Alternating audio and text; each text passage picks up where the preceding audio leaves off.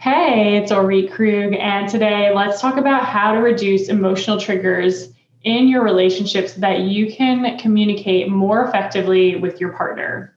Now, I'm going to cut straight to the chase. I'm not going to mislead you with hacks or tips or tricks that won't actually work for you in the long run. And what I'm referring to is people saying, just breathe, just feel your feet on the floor, just blah, blah, blah. Like, there's a lot of things out there that actually are helpful sometimes as short-term strategies, but they will not last. They will not cut through your nervous system that is reacting to what feels like very real threats and danger to your safety, which is happening because you have unresolved trauma stored in your body, and anytime there is a faint reminder of that trauma through a certain sensation, a smell, a sound, the way your partner looks at you, you are going to react before you can even say with your mind to stay calm or to remind yourself to breathe.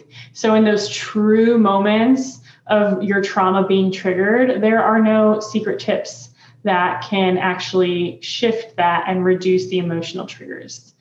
Because you have to release the trauma, you have to rewire your nervous system if you truly want to eliminate the emotional triggers. And the best way to understand this is by talking about your window of tolerance. Your window of tolerance is your calm, cool, regulated place inside of your body, inside of your nervous system. So if you think about, a time where you were just really chill, let's say it was at the beach, or maybe you were kayaking, or whatever brings you to this amazing sense of calm, even if it was just for a moment. That is where your nervous system is in your window of tolerance. Now, what gets you out of your window of tolerance into a fight or flight response or down into a freeze response is anything that reminds you of your past trauma, emotional triggers, right? And so as soon as you are triggered, you get out of your window of tolerance. You either fight, yell, react, run away, get in your car and leave, or you just kind of stand there frozen like a deer in the headlights. And this is what's happening because trauma is remembered in the body as fragments of sensation. So you could just be taking a nice walk on the street with your partner, and all of a sudden you smell something from a restaurant, and it has nothing to do with your partner, but you get triggered all of a sudden and you are anxious all of a sudden. You're like somehow reacting to something that just came out of nowhere. And it didn't really come out of nowhere. It's a sensation, right? It's a smell that it is a very similar or same smell associated with your old trauma. So maybe this restaurant is like a Mexican restaurant and you smell tortillas. And when you experienced, let's say you witnessed domestic violence, there was a time where there was a really intense situation where your parents were abusive to each other while cooking a dinner with tortillas, and they're making tacos, right? Something like that. And because it just happens out of left field, because it's so unexpected a lot of times, you can't just trick your way into not reacting. You're gonna react just like that. And the same thing happens in your relationship, right? If you're having a nice conversation, like a nice intimate time with your partner, and all of a sudden they put their hands on you in a way that to them wants to show affection, but to you feels like brings you right back to an abusive situation from your past, you're going to react. You're going to get triggered. Same thing happens if your partner leaves the cheese out on the counter over and over again. And you kind of handle it okay the first few times, and then you come home from a stressful day at work and you see the cheese and bam, you explode, right? It's just happens. You don't have time to tell yourself to feel your feet on the ground. You don't have time to tell yourself to just breathe, not until you're able to not react. And there are no amount of mindset tricks or words that can trick you into thinking you're calm, because the reaction is coming from your survival system.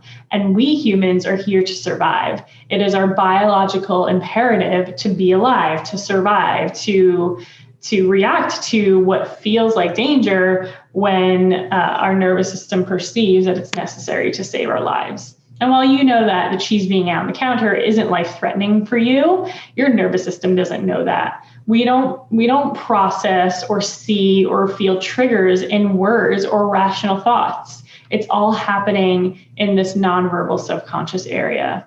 So in order to reduce emotional triggers for good in a way that truly lasts, you have to rewire your nervous system and expand your window of tolerance so that your calm, cool place in your nervous system, that window is big.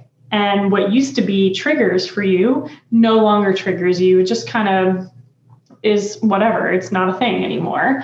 And they don't feel, the things that used to really bother you don't feel as intense anymore if they feel like anything at all that bothers you.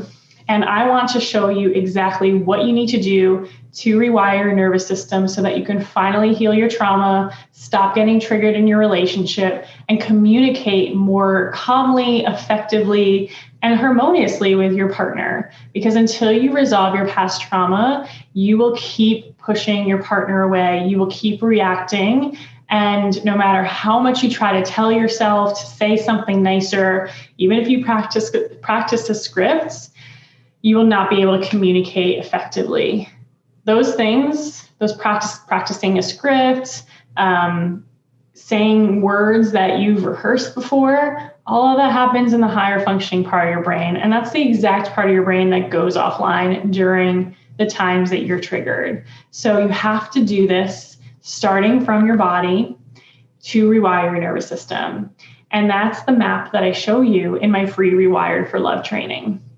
It's a three video training where I take you through the exact components and steps that you need to successfully rewire your nervous system. This is me just teaching you how. I'm not doing it, or we need to be in a therapeutic setting, a therapeutic relationship in order to truly rewire. But the amount of insight and clarity and understanding about how your trauma is impacting you and how these emotional triggers show up it's extremely enlightening. People have said that the free Rewired for Love training has given them more understanding than years of therapy has. So it's super, super powerful. Even people have said it has been life-changing, and I encourage you to sign up and take the training if you want to get on the right path to healing and truly rewiring. So depending on where you're watching, the link to sign up is to the side, above or below. Sign up for my free Rewired for Love training. It's a little hard to say. And I cannot wait to show you how to become Rewired for Love.